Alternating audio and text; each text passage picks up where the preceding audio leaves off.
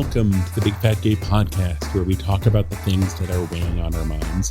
I'm Trevor Keyson, I'm a super chub, and I am a warrior, resilient, strong. He bends with the wind. Raising up my shield and my sword in 2025.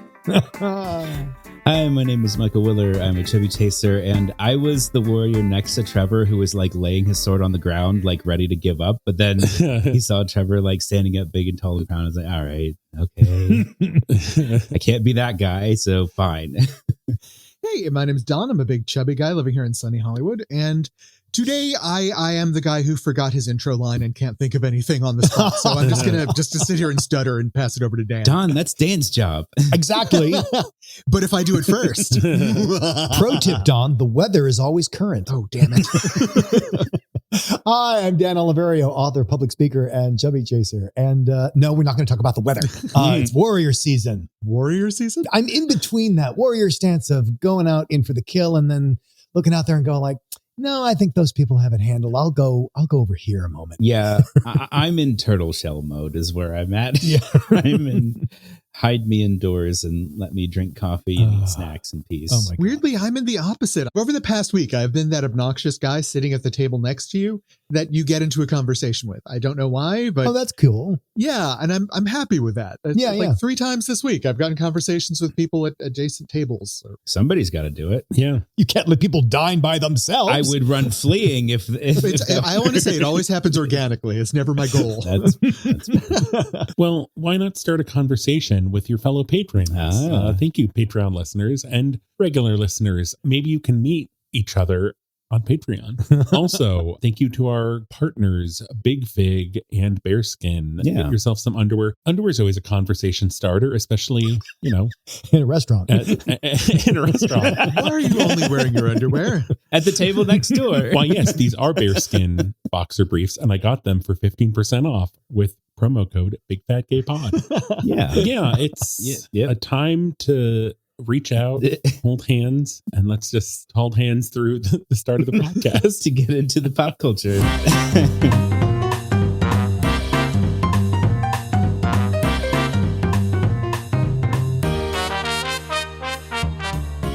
We're starting off with the Daily Mail, so you know it's going to be good. Yeah. The headline is, "They're the worst." The German sausage spelling. Yes. German body image expert declares war on Peppa Pig and bizarrely accuses iconic children's TV show of fat-shaming Daddy Pig and slams other characters for not stepping in to protect him. I have so much to say. The German body image expert they're talking about, I'm going to see if I can do this because it's a very funny name, Dr. Franziska Hunkemuller. There is no one here going to contradict you. Yeah. Peppa Pig is a popular, if you don't know, British children's TV show about an anthropomorphic pig little girl and her pig family, and they have all sorts of animal friends. And she's talking about an episode where there's like a treehouse and Daddy Pig's tummy is too big for him to fit through the door and everyone's making fun of him. Yeah. Although from the image they shared in the article, like his head's too big to get in. Yeah, the house is comically small. It's not so much that he's too big for it. It's that it's like a clown car image where all of the other pigs are stuffed in kind of impossibly.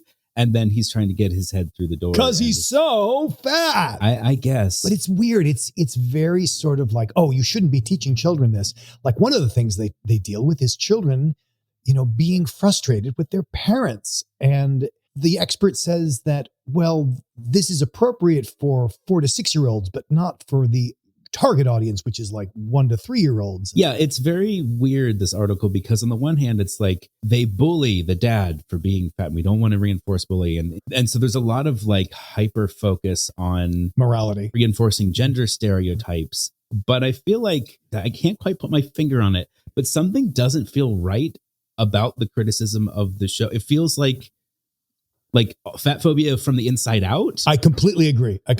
Yeah. From children's programming perspective, right? There are shows that are micro-targeted for specific age groups, like Mr. Rogers' Neighborhood owned 5 and 6 year olds, owned them. But no 4-year-old and no 7-year-old watched Mr. Rogers. The studies showed that's the way it fell. So if your kid is 4 and watching Mr. Rogers and not getting stuff out of it, You don't call PBS and complain.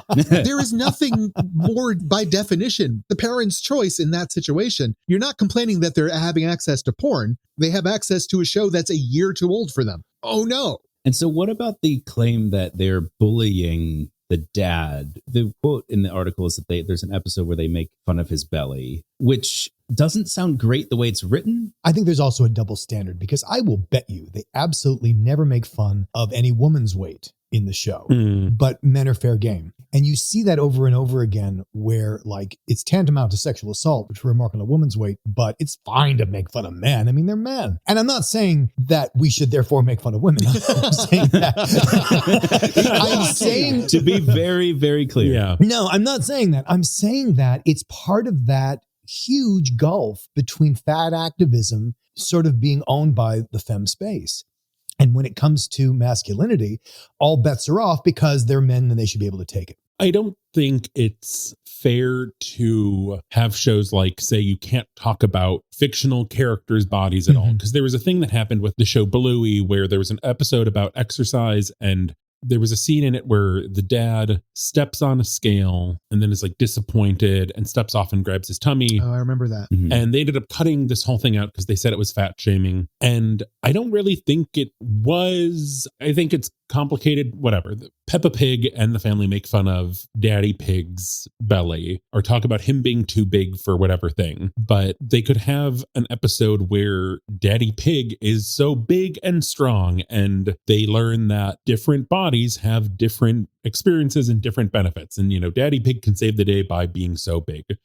I guess that's what I'm missing from this article is it feels like it doesn't give enough detail about the complaints and it also doesn't show the other side of things. What is the bullying that they're describing? Like, yeah, they never say. We don't have enough context. Yeah. You know? So the moment that I really would like to see more of is like when he's trying to get into the treehouse and then he can't fit in. How do they resolve that moment? Is it okay and he just can't fit? Or do they all laugh at him and he's stuck outside?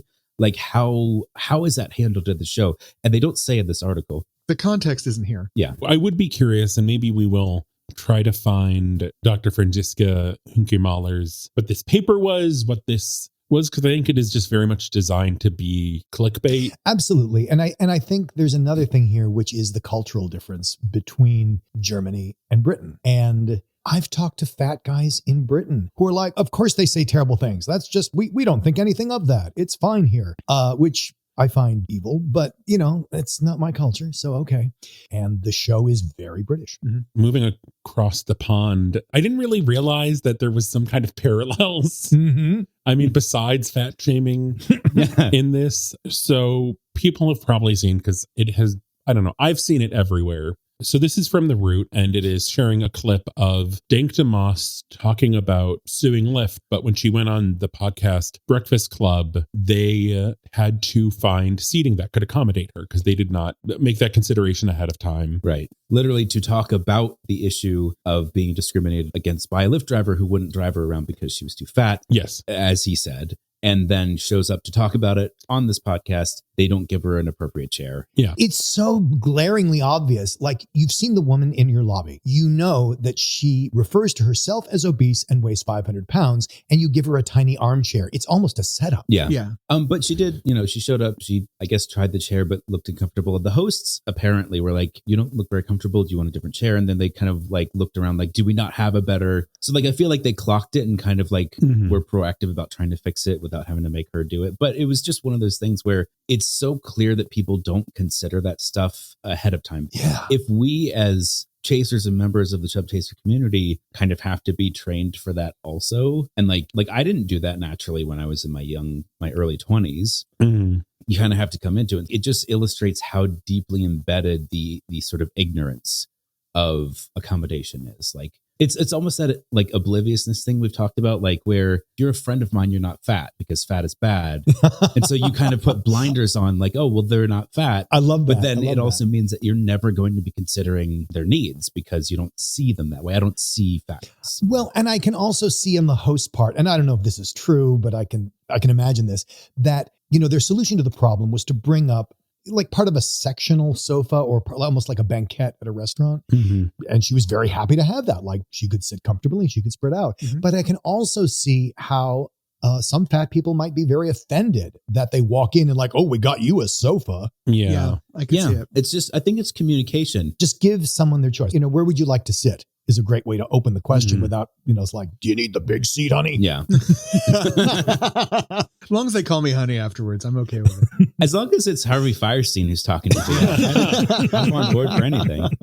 I think it is worth going and watching this video. I only got about halfway. So I had a similar experience with Lyft. We talked about that, where I had a Lyft driver say I wouldn't fit in their car. And so in her experience, she just ordered a normal, I think it was Lyft. Mhm. And it was like some Mercedes-Benz sedan that her friend has the same type of car. She knows she can fit in it. The driver refused her and said she should order XL. In my experience, I ordered XL and it was like a minivan. And the driver was like, I don't think you're going to fit, blah, blah, blah. But it's very interesting to watch this whole video because so Dank Damas identifies as obese because she does not like the F word. F word referring to fat, because there is some confusion Mhm. when she says that in the studio. Mhm. And there's also a lot of people that are like, oh yeah, we don't use that word in my house. Ah. And they're talking about fat people as F word people, Oh, dear. which is That's so much worse.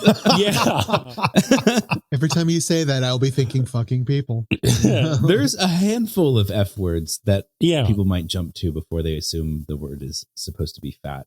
Well, and it's that whole thing of when you prohibit a word, you just give it more power. Yeah. Yeah. But also just like it's so weird seeing a very fat centric conversation happening with people who are completely ignorant in the terms of like most of the people in the studio and just her personal views. And she compares the need for accommodations for bigger people to the way we accommodate the LGBTQ plus community. Yeah, that's uncomfortable.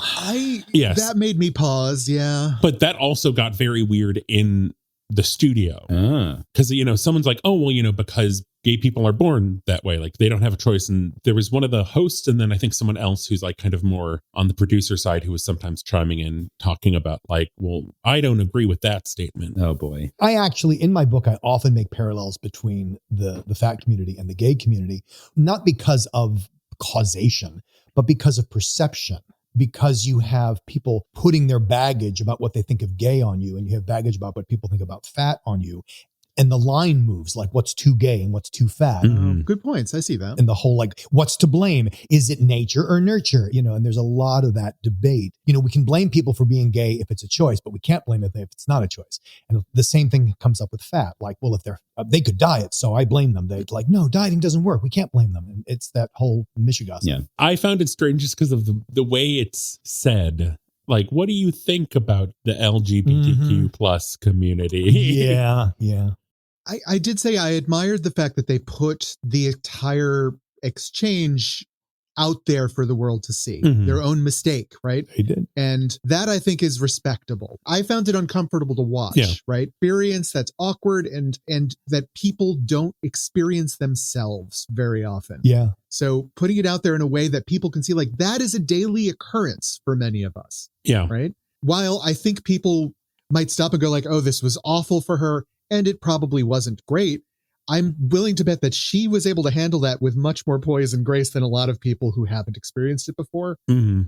If it happened to a thinner person. And kudos to her for suing Lyft, because after my experience, I was on the NEFA board at the time, and I reached out to both Lyft and then Uber, and I did not like reach out via customer service because I didn't want the driver getting in trouble. Yeah. And like had some exchange with both before kind of getting ghosted, trying to give them chances to make it right and really kind of make changes to have accommodations, or at least more clarity in accommodations they thought existed. And I think a lawsuit might be the only way to make progress on that. It's America, goddammit, sure is. I will say that Lyft put out a response to the lawsuit that I didn't love.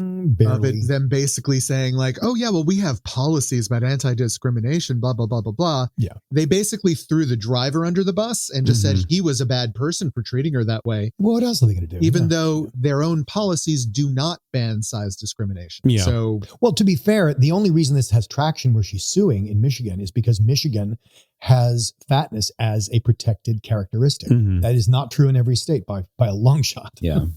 and now we're going to take a moment to drift across the pond for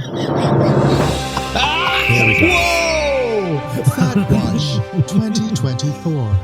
25, Don. Oh my God, no. The ravages Wishful of thinking. time. Fat Watch 2025.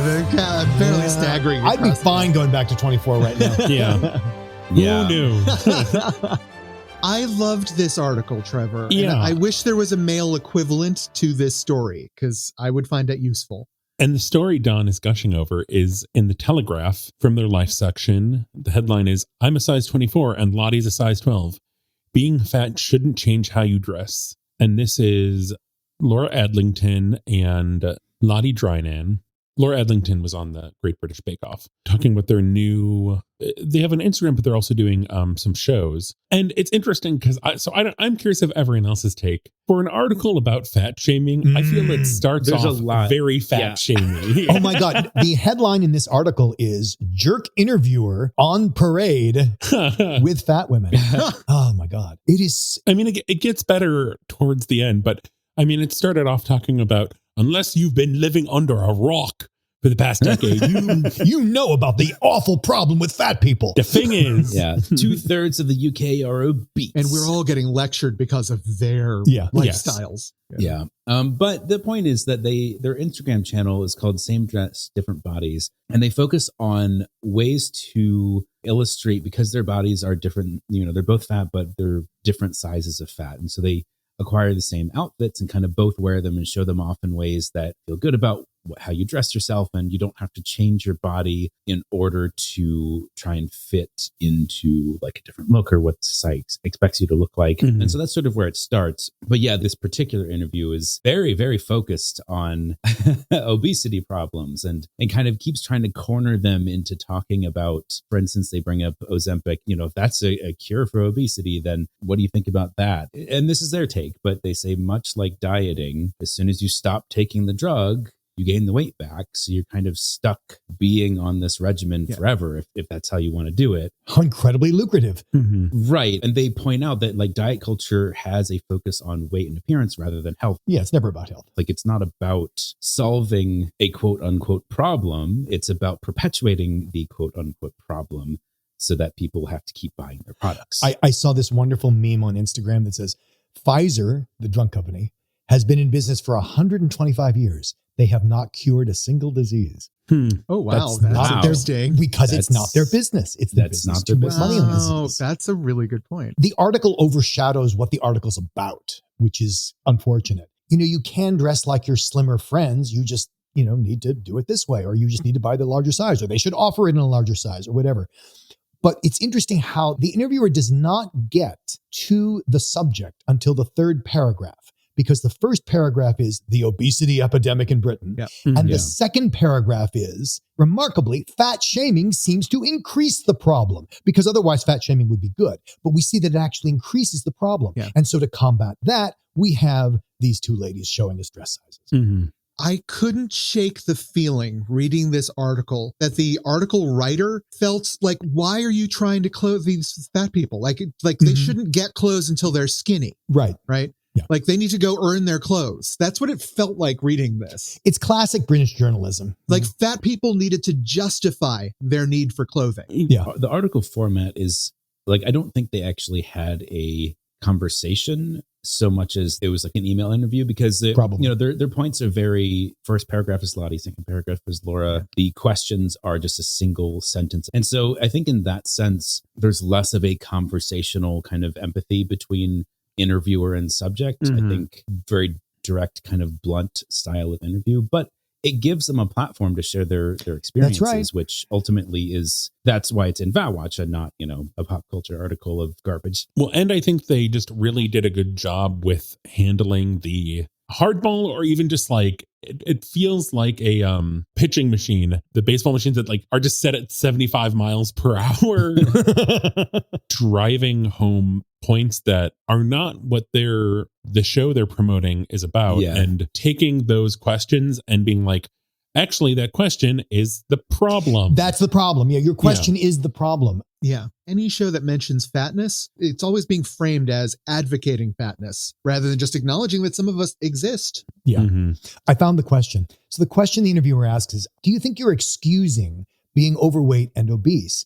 And to me, the proper response is, why would that need an excuse? Yeah. To me, that's the correct answer.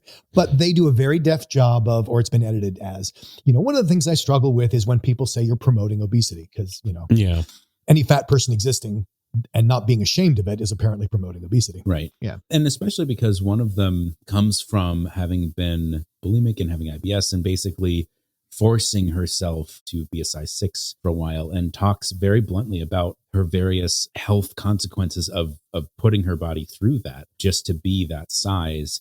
And the interviewer never really doesn't acknowledge it. This is why I think it wasn't a conversation. Mm-hmm. I think it was just a setup for questions, but she does talk about that a lot, which I appreciate, because on the other hand, there's also a lot of talk about like overeating and access to fast food. There's a lot of tangled up issues. Mm-hmm. And refusing to succumb to the writer's bias, I would like to take one split second to address what they're actually there to pitch. Yes. Yeah. Their channel and show, where the two of them, one of them wears a size 24 and 12. And basically showing how the clothing can look on two different bodies side by side, right? Yeah. I would love to see some more realistic representations of that with men's clothing. Because when I go look at men's models, like I'm looking at clothing going, and then I have to try and picture what would that look like on me? Could I pull that off? Yeah. Because there's no models out there that look vaguely like me, as far as I can tell. In women's plus fashion, there's so much more representation of different body types, whereas that is not the case with men. For men, I think the best is we'll see, the tall model versus the big model. I mean, and it used to just be kind of the tall, like football player. And even with those few pictures they included in that article, seeing the two different body types with the same or same-ish outfits on really demonstrated how different those outfits look on those two different bodies. Mm-hmm. But they both look great. They both look great. They both look great, but they look different. Yeah. We're beginning to see this with men's, at least I'm seeing in my social media a lot more, pants for short men, shirts for fat men. But the fat body is so varied. Yeah. And I mean, I suppose the thin body is too, but I think there's less variation. Yeah. The variation in thin bodies is like inches, and the variation in fat bodies is feet or several inches. Yards. So, and this is going to sound terrible, but should every garment be available in every size, or can we have designs pitched toward a particular body? And obviously there's a bunch of people who say, well, no, we're only going to get the skinny people. But as more and more people are fat, it is legitimate to say that, no, I'm sorry, we only make clothes for fat people because that's most of our customers. Mm-hmm. If I recall correctly, right after the fires, there was a list of designers in LA that specifically made clothing for larger people that were impacted by the fires. We did post that. So they do exist. Well, they do. But, we've talked about this on the podcast that, sometimes the patterns don't even exist because you can't just blow up a 32 pant and expect it to fit anybody. Yeah. UK listeners, if you want to see this live show, it's happening Sunday, March 23rd at the London Palladium. Ooh. Yeah, but you can find the tickets at LW Theater's website. There is also a link to that from this article's link, which will be on. Yes. I'll also put it on the podcast, the episode page for this. Huzzah. Yeah. Okay. Well, here we are. Yeah. Once again, in our main subject, this is one that came up for me because recently my cat Teddy needed a vet appointment. During this exam, it turns out he's got great health. They ran his blood work, no issues. And at the very end, as we're kind of like wrapping up, and he was a very, very good boy. He is a like 14.5-pound kind of American short hair, like very typical kind of cat. And the vet says, we really need to get some weight off of him. So how much you feed him. And it's exactly the like standard advice. Like, this is how much you feed a cat. Yeah. Because like, what do I know? And she was like, well, he's at this weight, then we need to try and like lose a pound or two. And I didn't say it in the room because I was ready for the appointment to be over and he was ready. And I was just like, whatever. And we hadn't had his blood work back by that point, but later we got it and he was totally clear. It's like, can you tell me why? Yeah. Like everything else about his health is perfect. Why are you so intent for my cat to lose a pound? What fucking difference does it make? He can do all of the things he likes to do. And also, we're talking about fat bodies and like the different sizes of people. He's built like a little tiger. He's a big cat. He's got a fat belly, but he's also like muscled and just thick and stocky. And your cat's a bear. yeah, he's teddy bear, right? So like that's his look. It's all senseless. It's so silly that we get the exact same kind of weight bias and discrimination in our pets. Well, but I think that goes to show you that it has nothing to do with health or medicine. It's all about look and aesthetics and morality. At the time, I didn't know what his blood work was going to come back with. I was in this weird gray area of like, this feels weird and uncomfortable for me personally, but Teddy doesn't give a shit. He can't understand any of this. So like, we've got a clear bill of health. And at this point, it really is something to come back to, because I could see her saying like, you know, his kidneys are rough or whatever. And so like, that's why you lose weight. And I could tell her yes or no because of that. So this opens up the larger question of, you know, I've noticed that people are very willing to talk about cat and dog fatness levels with their owners with a certain level of casualness that, you know, maybe they would apply to their owners or not. I don't know. I have never really owned a very fat pet. All of my pets have been weirdly lean and athletic. You monster. Is disappointing to me because I love a big pet. I love a big pet. I do. I love a chubby cat. And I find that even some people who may be condemning of a fatter person may still be very loving towards a chubby pet. You know, I think there might even be people who like chubbier, thicker people. I'm not sure, it's strange. Yeah. So to Don's point, there is a Facebook group that I've been a part of for a very long time. Called Empire of Chonkin Fatass Woofers. Well, I love that it's an empire, you know, which might have to be the episode title. Yeah, I don't know what else would be better than that. Oh my God. And it is a place for people, like it is, if you see a fat dog, take a picture and post it. You're not allowed to fat shame the dogs in the post, because that is very often a thing of like, if there's a picture of a fat dog or fat cat, people are like, that's animal abuse. That's not healthy. And like, they don't know anything about the dog. Like when there is a fat person simply existing, they know nothing of the dog's health.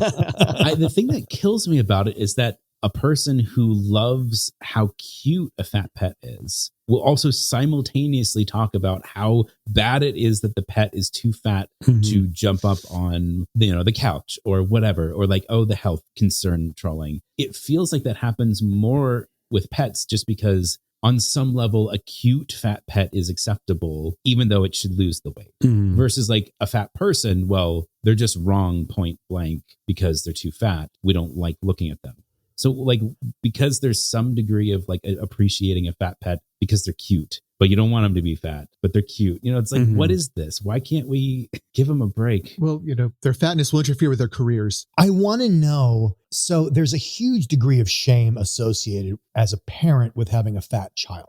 And I think it's somewhat even more analogous to having a pet if it's like a toddler, where you can't really fat shame a kid who can't understand language. Yeah. So like if you have a fat 2-year-old, and it's again, that thing of like, well, you know, clearly the 2-year-old is not choosing his own diet, so you must be overfeeding him. And I think there's an analogy there. What I want to know is, do pet owners experience guilt or shame with having a fat pet? Yeah. So when I was growing up, kind of like junior high, high school, we had a dog named Marley who was like a lab mix rescue, very sweet dog. And she was very rail thin when we got her, like underweight. And she became a fat dog. living with us. And there was a time I walked in and I see my mom and the dog, and they both look at me with this guilty look. And my mom is pouring bacon grease over the dog's food. And they both looked so guilty at like me catching this. Fascinating. But like the dog, like Marley looked guilty too. Like it was this like witnessing this. My dad used to do that. If he ever made like sausage gravy, he would take some of the leftover fat from before he made the roux and pour it over the dog's food bowl. Yeah. Oh, really? Fucking why not? That's nice. Like, whatever. Well, I'm sure your dog could afford it. So the interesting thing to me is that, you know, when we first adopted Teddy, he was a tough sell for the pet shelter. Like he was the quiet cat that like stayed in the back and wouldn't let people approach him. And he was in what they called the shy cats room, which really just meant like cats that had experienced trauma and were just hiding from people. And, you know, you're in a pet shelter. It's not a fun environment. And so in his room, if he ever came down from his sort of perch up on the wall, the way they described it is that like you have to go down to like eat or use a litter box, and the other cats would like chase him away. And so he was a little bit malnourished while he was in there. He was still 14 pounds. And then we adopted him. He gained, I think, a pound or so. And then last year he fluctuated a bit, but went up to like 17 and a half. And then our other cat died back in October and he lost a bunch of weight. He went from 17 and a half pounds to 14 and a half pounds, which for a cat is like a massive weight loss. And then to have the vet walk in the door and go, he needs to lose another pound or two. It's just like, you have no idea what you're talking about. You know, if I told you that he went from, 14 pounds down to 10. Well, you might like the number 10 better, but are you not going to consider for a second that maybe there's a problem? Yeah. Like, why did he lose so much weight so quickly? You know, that's like 20% of his body weight. There's issues that should be investigated. Like a friend of mine was telling me that their dad lost a whole bunch of weight, like 50 pounds or something like that in like 2 months. Whoa. Unintentionally. Whoa. And the doctor was so happy for the result of weight loss that they didn't investigate Oh my God. that there might be other health problems at play. I'm sorry, in 2 months? And he died. I don't know the full details, But he died thin, Michael. That's what's important. well, that's what it amounts to. That's where you Oh my lose God. quality of hair. And so people say, oh, like fat people are likelier to die. It's like, yes, because they're not getting health care that they need. And so in my head, I'm like, I think I know why Teddy lost all that weight. But if that weren't the case, I would be concerned. And maybe I still should be. I don't know. So on a broader level, do you think when someone adores a fat pet and doesn't comment on their weight or fat shames a pet, does that correlate to the way they treat people? Or do you not see a connection in general in your experience? I think it's 100% correlation. I would be shocked if there was someone that fat shamed animals who was not also like fat phobic, like who's like, oh, fat people are fine. But when a cat is fat, that's animal abuse. Yeah, I don't know for sure. I definitely have seen the other way where pet owners who are very weight conscious also make their pets do weight conscious, eating habits. And then you see, like, I've definitely seen pets thrive under the kind of open feeder system where you have food out for them always and they just eat when they're hungry and they don't seem to like fluctuate in weight. They don't have high or low weight gains. They just, as I've said in the past, I've always had very lean pets, and all of my pets have always existed under open feeder circumstances. It's almost like people. Like it works for some people, it doesn't work for other people. Marley, my fat dog, we had an open feeder system, and I mean, she did get fat, but she just kind of like plateaued at a point, even with bacon grease or basically if food was getting thrown out, and if it was like not moldy or something, my mom would give it to Marley. That dog ate better than me some days. So maybe a fat pet can be a little bit of a canary in the coal mine for crappy fat phobic people. Yeah. So if you catch someone fat shaming an animal somewhere, maybe that person's eventually gonna slosh over onto you a bit too. Yeah, I wouldn't be surprised. Do you have a tip? Do we have a tip today? We do. Today, if you're listening on the day that episode drops, it's February 19th. 2025. The documentary Adrian and the Castle, which we talked about a couple episodes ago, is available to stream through February 28th. If you don't remember This is about the man and his fat wife who were designing a house/castle together and filling it with all of the art that she loved and all of her outfits and dresses and things that she would wear, and kind of this love affair between a fat woman and a fat admirer. Mm-hmm. And the house, after she passed away, he kept adding artwork, and it is a continued memorial to her. Yeah. The trailer is fascinating in and of itself and worth watching. Yeah. Follow-up tip, I think we forgot to mention at the top of the show, but we are doing our annual Chubbies episode coming up towards the beginning of March. We're going to miss the Oscars a little bit just due to scheduling, but that's okay because, the Oscars suck and we rock. So you can wait for us for another week. It's going to come out on March 12th. And Trevor is going to be releasing some of our nominees early this year. So if you want to check out some of the shows or movies or other things that we talk about, watch them and get up to date on what we're going to be giving Chubbies to our annual awards. Yeah, if you want to see all the movies when they're nominated, to know if you agree with them winning. How about a bit to round us out? A bit, you say? Well, I did bring a bit today. I brought a bit about fat animals. I was hoping so. So we're not actually talking about variation in body fat in animals. What we're talking about is like standard levels of body fat. It's normal for animals to have body fat. This is just reality, people. Sounds like a fat person talking. But there's some animals out there that seem to have reputations for fatness that may or may not be, rightfully earned. Oh. For example, the hippo. Yeah. Let's talk about the hippo. What's up with the hippo? Yeah. There's so much misinformation out there about hippos. So here we go. Which of the following facts is true about hippos? 1, they have layers of blubber for insulation. 2, they sweat blood. 3, they can sink or float as needed.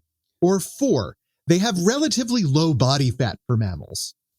I mean, I feel like sink or float has to be true, right?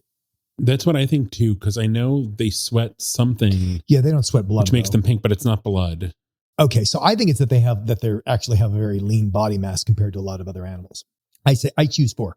All right, and the other 2 are going for sink and float as needed? Yeah, I think so. All right, the correct answer is, in fact, they have relatively low body fat for mammals. Yes. Okay. Hippos don't actually have much. They're basically solid muscle, except for 6 centimeters thick skin that's around them. And why you see them on the surface so much is because they sink, but they have the ability to stand in the water, and they can actually stand on their hind legs in order to breathe underwater, and to get their nose up high enough to breathe if they need to. Okay, so if they wandered out farther than their height would allow, they would just sink. They would just sink. And that's why you have all those images of hippos running underwater, because that's actually how they move. They sink to the bottom and walk. Well, they can also kind of jump and breathe. They actually can jump and breach in order to breathe as well. Yeah.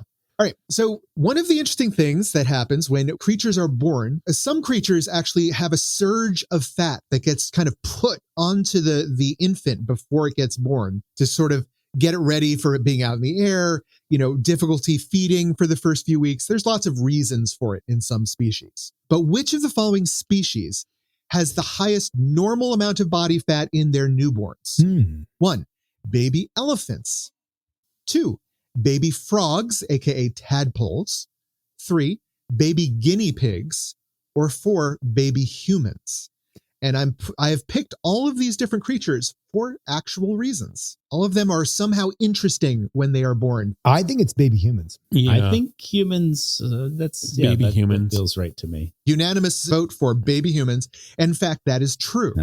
Baby humans are the fattest creatures at birth because we have this weird surge of body fat that we kind of throw onto our infants before they get born. Guinea pigs are one of the only other species that do the same thing that we do. Sudden surge of fatness right before birth, which has made them like a point of study. If we can understand the reasons, methods, and all of that in guinea pigs, we may understand that in humans as well. So we can start to create skinny, thin babies? Oh my God. Like baby frogs, for example, who have no fat whatsoever. No fat. They're Tadpoles have something else in their bodies called fat bodies, right? That function the same way adipose tissue does, but in a different way. Interesting. There you go. And I put elephants on the list because for some reason, elephants are like the symbol of fatness, even though that as a species, they don't actually do fat all that much. Mm-hmm. Well, what's interesting is it echoes that same thing of like, it's not about health, it's about aesthetics. Like hippos and elephants look fat, therefore they must be fat. Our ultimate question, okay, very specific to the language here. The species with the highest fat content of all living biological creatures comes from which of the following groups? 1, fish. 2, mammals. 3, insects. Or 4, reptiles. I'm going with fish. Yeah. I was thinking fish also. Also fish. Okay, we got three people going for fish. All right. Yeah. And Trevor hates fish. But the creature that contains the most fat in all species is a moth larva. Right? Known as army cutworm moths, the larvae have up to 70% of their body weight is fat. 70%. Like, I think blue whales was like 35, right? Wow. It's like, you think like something like this would be like an incredibly nutritious food source, and it is, but not for us. These moth larvae, which appear in North America, can get up to 2 inches long. They're huge, and they're a primary nutritious food source for bears. Ooh. They love these things. They're so high in fat. They're one of the ways these bears can get that chunkiness they need in time for hibernation. Bears love a fat worm. So even though these larvae are like in places that can be very inaccessible for bears, they may still spend the calories to go out and get them. 1, because they're so rich, but 2, if they can get their cubs out there, fat cubs. So like they're a favorite food for mama bears to find for their cubs to eat. Fascinating. Yeah. Cutworm larva. Who knew? Not I. So, do you have a good recipe for cutworm larva? Oh. Trevor, where can they tell us about it? Well, we're on Instagram and Blue Sky as @BigFatGayPod. We're on Facebook as the Big Fat Gay Podcast. Leave us 5 stars there. Leave us 5 stars and a review on your preferred podcast platform. Support us on Patreon at patreon.com/BigFatGayPod. See the articles we talked about at www.bigfatguy.org. .biz. Maybe you are a chubby little mealworm. As chilling, you're vibing, listening to the podcast on your tiny worm headphones, but there are some big old daddy bears coming to get you. So definitely watch out.